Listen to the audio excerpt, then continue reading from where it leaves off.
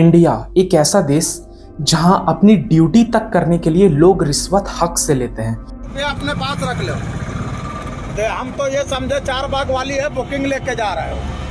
अरे हम लोग जागरण से जा रहे हैं करके हम लोग चलो 500 रुपया निकालो, चलो जाओ, भागो जल्दी भागो, हमें निकलने दो। Clearing this exam is just the start.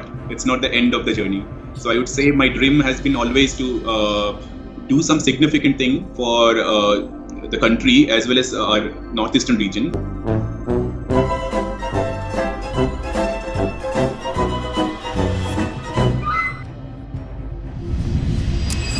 अगर मैं आपको बोलूं कि हर साल जितना पैसा हम करप्शन में लूज करते हैं उस अमाउंट से हम हॉस्पिटल की इस हालात से निकलकर हर गांव में 5 स्टार हॉस्पिटल्स बना सकते हैं। इतना ही नहीं, सारे गवर्नमेंट स्कूल्स को वर्ल्ड क्लास बना सकते हैं और हर गरीब के घर में फ्री बिजली, फ्री पानी और फ्री इंटरनेट तक दे सकते हैं। तो शौक मत हो, ये सच है।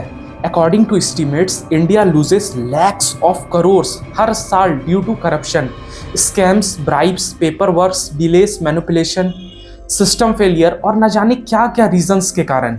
लेकिन रियल सवाल यह है कि करप्शन करता कौन है? पॉलिटिशियंस, ऑफिसर्स, मिडिलमैन या फिर आम लोग? आज की इस वीडियो में हम बात करेंगे इसी करप्शन के राइज के बारे में, कैसे ये हर इंडियन के लाइफ को अफेक्ट करता है और क्या इसके रियल सॉल्यूशंस आज के डेट में एग्जिस्ट करते हैं। वीडियो को एंड तक जरूर देखना। Let's begin. Corruption mainly 2 types के होते हैं। पहला होता है पिटी करप्शन, छोटे मोटे करप्शंस, जैसे पुलिस वाला 200-300 रुपए लेके चालान माफ कर देता है। आरटीओ में जल्दी लाइसेंस बनवाने के लिए 1000-2000 एक्स्ट्रा। हॉस्पिटल में अगर आपको बेड चाहिए तो चलता है under the table payment. In fact हमारे देश में सिचुएशन इस हद तक खराब है कि आपको बेसिक काम करवाने के लिए भी करप्शन से होकर गुजरना पड़ता है। और दूसरा होता है ग्रैंड करप्शन। ये वो होता है जिसमें करोड़ का स्कैम, गवर्नमेंट प्रोजेक्ट्स में फेक टेंडर्स, टैक्स मनी का लूट, पॉलिटिशियंस, कॉन्ट्रैक्टर्स का नेक्सस, देश का पैसा लूट लो, पब्लिक को क्या ही पता चलेगा। न जाने कितने करोड़ का स्कैम होता है। 500 किलो गांजा गायब हो गया, भाई वो तो चूहे खा गए। डैम टूट गया, उसे तो बंदरों ने तोड़ा है। हर साल न जाने कितने करोड़ का स्कैम होता है, फिर भी इस पर कोई स्ट्रिक्ट एक्शन नहीं। और होगा भी कैसे जब एक्शन लेने वाला ही खुद करप्ट हो। इंडिया के कुछ बिगेस्ट करप्शन स्कैम्स के बारे में बात करते हैं। ये एग्जाम्पल सिर्फ हिस्ट्री नहीं है, ये रियलिटी है। पहला 2G spectrum scam, 1.76 lakh crore, crore नहीं lakh crore. Licence market value काफ़ी कम में बेचे गए थे। दूसरा था Colgate scam, 1.86 lakh crore. Coal blocks allocation में मास मैनिपुलेशन हुआ था। कॉमनवेल्थ गेम्स स्कैम, गेम्स जहां 4000 करोड़ में होने थे वहीं हुए 70,000 करोड़ में। व्यापम स्कैम, जॉब्स और एडमिशन एग्जाम ही बेच दिया। चीट फंड स्कैम, गरीब लोगों की पूरी लाइफ सेविंग डूब गई। और दीज आर तो just official ones, real number तो अनकाउंटेबल है। और हर स्कैम का तो एक सिंपल फॉर्मूला होता है, पावर और जीरो अकाउंटेबिलिटी। और इन सबको आप किसी मिनिस्टर्स के मुंह से या फिर किसी भी मीडिया चैनल पे नहीं सुनोगे, क्योंकि करप्शन का कुछ पैसा तो इनके भी अकाउंट में चला जाता है। और अगर आप अब भी यही सोचते हो कि हमें क्या फ़र्क पड़ता है, तो फ़र्क पड़ता है। पहला, आपको मिलता है बैड रोड्स, बिकॉज आपके टैक्स का पैसा खाया जा रहा है, क्योंकि सीमेंट कम और उसमें प्रॉफिट ज़्यादा होता है। दूसरा, गवर्नमेंट का स्लो सर्विस, पेपर फाइल में ही अटका हुआ हो जाता है, क्योंकि जब तक आप अंडर द टेबल चाय पानी का अरेंजमेंट नहीं करते हो। तीसरा, पब्लिक हॉस्पिटल्स की कंडीशंस। आप एक बार फॉरेन कंट्रीज़ में और अपनी कंट्रीज़ की एक बार कंडीशन चेक करना हॉस्पिटल की, और एक बार टैक्स भी कंपेयर करके देखना, आपको असली डिफरेंस पता चलेगा।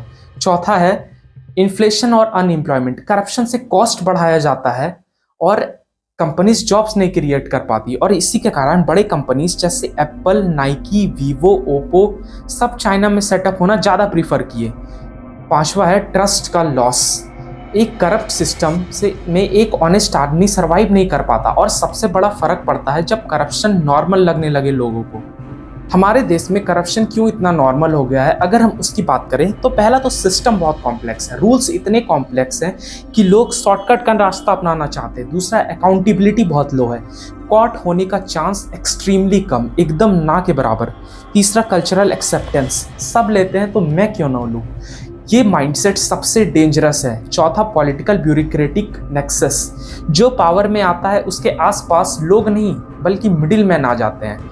पांचवा है पब्लिक पार्टिसिपेशन जीरो, हम फंस जाते हैं फिर भी रिपोर्ट नहीं करते, ये सोचकर कि कहीं ये ऑफिसर मेरे पीछे पड़ गया तो फिर क्या होगा। और सिस्टम भी इतना अच्छा नहीं है कि आपको जस्टिस की गारंटी दे दे। अब बात करते हैं, इज देयर एनी होप, क्या कोई सॉल्यूशंस है? हाँ, बहुत है। पहला तो डिजिटल इंडिया, ऑनलाइन सिस्टम से ब्राइब चांसेस बहुत कम हो जाते हैं। Online licence, online tax filing, online certificates. दूसरा, direct benefit transfer, middle man हटाओ और पैसा डायरेक्टली बैंक में। तीसरा, RTI act, public has power to ask question, इससे पब्लिक अपने आप को स्ट्रॉन्ग महसूस करती है।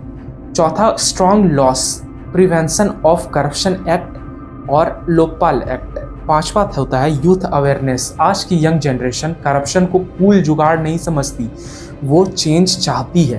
करप्शन के खिलाफ फाइट सिर्फ गवर्नमेंट की नहीं है, हम सब की है। अगर हम छोटी छोटी बातों पर को अवॉइड करें, पुलिस को ब्राइब ना दे, डॉक्यूमेंट के लिए कोई शॉर्टकट ना ले, स्कैम्स दिखे तो तुरंत रिपोर्ट करें, सोशल मीडिया पर वॉइस उठाएं, तभी ही सिस्टम बदलेगा। इंडिया तभी करप्शन फ्री बनेगा जब I won't take bribe, I won't give bribe. और हाँ, बदलाव एक दिन में नहीं आता, लेकिन एक जनरेशन की ऑनेस्टी पूरी देश का फ्यूचर बदल सकती है। और अगर आपको बाकी वीडियो पसंद आया हो तो लाइक करो, शेयर करो और कमेंट करो, और कमेंट में बताओ आपकी सिटी में ज़्यादा करप्शन किस सेक्टर में होता है। तब तक के लिए मिलते हैं अगले वीडियो में। Until then, stay aware and stay honest. जय हिंद।